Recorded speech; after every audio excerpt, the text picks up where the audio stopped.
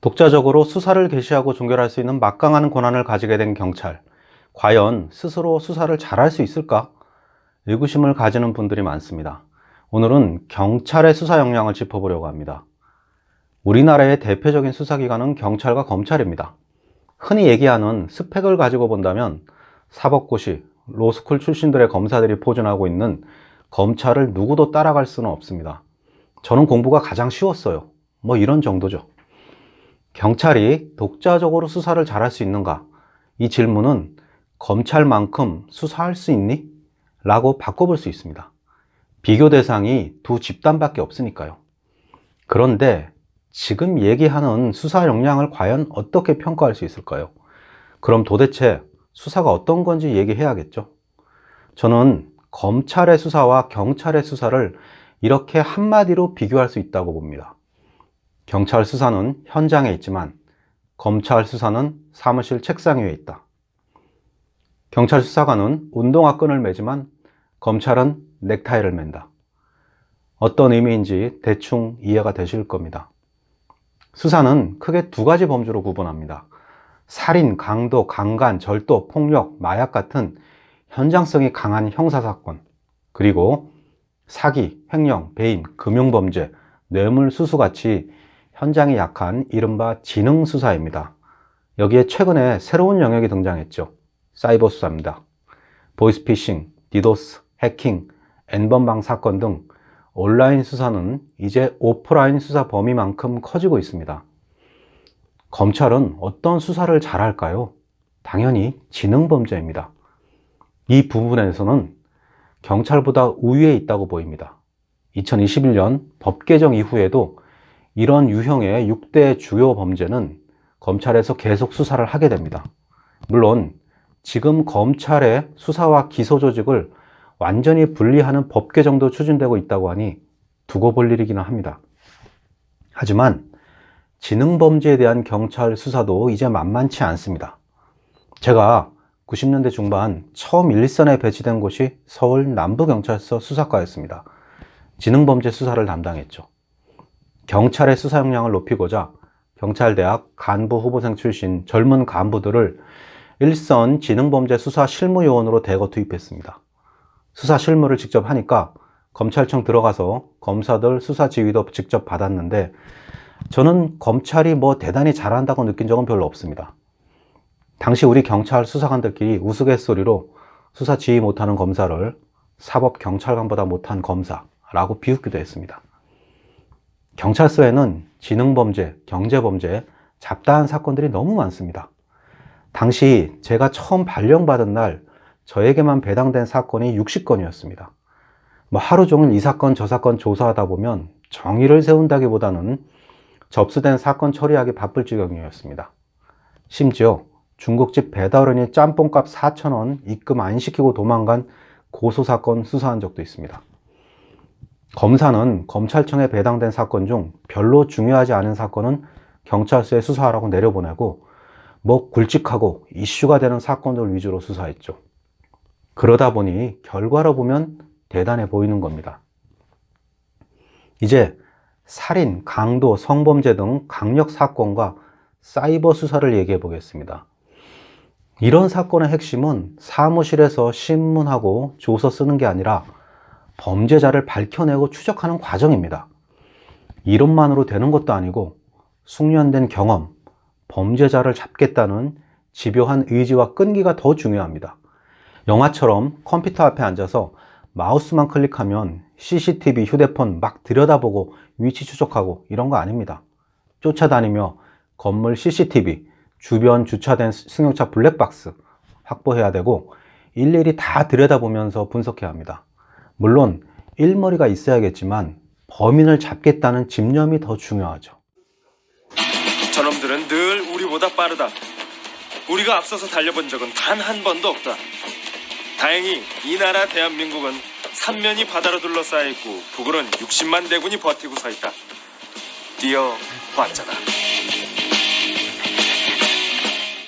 강력 사건에서 범죄자를 확인하고 추적하는 과정은 사냥꾼이 사냥하는 것과 비슷합니다. 사냥꾼이 사냥감을 잡으면 그 다음에는 도축을 해야겠죠. 가죽을 벗기고 살을 발라냅니다. 이 과정은 수사에서 범인을 신문하고 논리적으로 증거를 확보하는 과정이라고 생각됩니다. 그 다음은 맛있게 요리해서 밥상에 올리는 겁니다. 수사에서는 피의자를 기소하고 법정에서 유죄를 받도록 하는 과정입니다. 강력범죄 수사하는 경찰이 야생의 사냥꾼이라면 검찰은 다 잡은 고기를 도축하고 요리하는 요리사 정도죠. 경찰이 MBN의 자연인이라면 검찰은 골목 식당의 백종원입니다. 백종원이 요리를 아무리 잘한다고 해서 산에 가서 멧돼지를 잡아올 수 있겠습니까? 그런데 과거 검찰은 자꾸 사냥꾼 행세를 하려고 부엌칼 들고 산으로 뛰어 올라갑니다. 요리만 하는 것보다 폼나거든요. 심지어 권총 들고 범죄자 잡으러 다니던 검사도 있었습니다. 조직폭력배 김태촌 검거하던 검사가 그랬죠. 영화 공공의 적 2편에 나오는 검사도 총 들고 설칩니다. 근데 이건 불법입니다. 총기는 경찰관만 소지할 수 있고 검찰에는 아예 총기가 없습니다. 검찰이 경찰 흉내를 내려고 하는 이런 현상을 검찰의 경찰화라고 합니다. 앞서 검찰이 지능범죄 수사에 우위가 있다고 말씀드렸습니다. 요즘에는 경찰청에서 공인회계사를 비롯한 세무회계 전문 수사 요원들 별도로 선발해서 지능범죄 수사력을 강화하고 있습니다. 로스쿨 출신 변호사도 계속 경찰에서 채용하고 있습니다. 수사권 개혁으로 앞으로 검찰보다 경찰에 더 유능한 법조인들이 많이 들어올 수 있습니다. 지금 벌써 변호사 업계에서는 경찰 출신 변호사들의 주가가 올라가고 있다고 하죠. 저는 검찰이 지능범죄 수사 역량이 대단하다기보다는 경찰보다 훨씬 더 수사하기 유리한 위치에 있었기 때문에 잘하는 것처럼 보인다고 생각합니다. 왜 그럴까요? 첫째, 검찰은 압수, 수색영장, 체포영장을 스스로 얼마든지 청구할 수 있습니다. 이건 엄청난 파워입니다. 경찰청, 경찰서, 허구한 날 검찰에서 압수수색 들어옵니다. 검찰청 압수수색 당했다는 얘기 들어보셨습니까?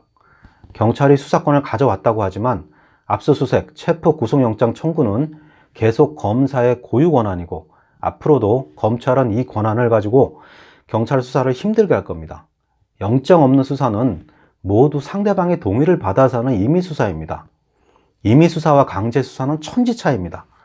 자백 안 하는 피의자를 유치장, 구치소에 집어넣고 면벽 수련 며칠 시키면 웬만한 강심장 아니면 자백합니다.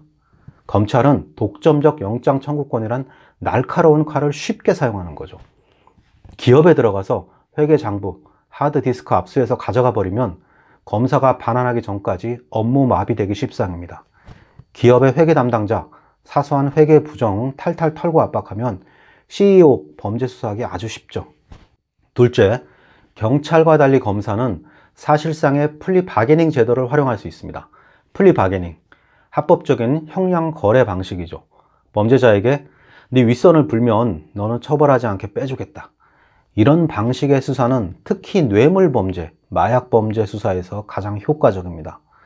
우리나라에는 공식적으로는 플리 바게닝 제도가 도입되지 않고 있습니다만 검찰은 범죄자와 얼마든지 협상을 하고 기소할 범죄 형량을 줄여주거나 아예 기소유예로 빼버릴 수 있습니다. 만일 경찰이 수사 과정에서 범죄자와 이런 협상을 하고 범죄를 눈 감게 되면 바로 직무유기 혐의로 구속될 겁니다. 이게 결정적인 차이죠. 범죄자들도 그걸 잘 알기 때문에 경찰 수사에서는 묵비권을 행사하고 검찰청에 가서 검사하고 딜을 하려고 하죠. 셋째, 지금까지 검찰에게는 두려울 것이 없었습니다. 예전에 검찰이 조폭 수사할 때 경찰서 형사들 파견받아서 같이 수사하곤 했습니다. 검찰청 파견돼서 조폭 수사했던 형사가 그러더군요. 검사가 죽지 않을 만큼만 실컷 두드려 패도 된다고 해서 난생 처음 깡패들 신나게 팼다고요. 만일 경찰서에서 그랬다가는 독직 폭행으로 바로 형사가 구속되는 거죠. 지금 얘기하는 이런 것들, 검찰권 남용의 유형입니다. 이제 수사는 적법 절차에 따라 정상적으로 진행되어야 합니다.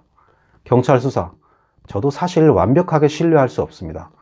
경찰이 수사 덮으면 검찰이 직무유기로 경찰 수사관들 처벌해야 합니다. 경찰이 수사권 남용하면 검찰이 직권 남용으로 수사해야 합니다. 검찰은 이제 경찰 수사의 지휘자가 아닌 감시자로 본연의 역할을 찾아가야 합니다.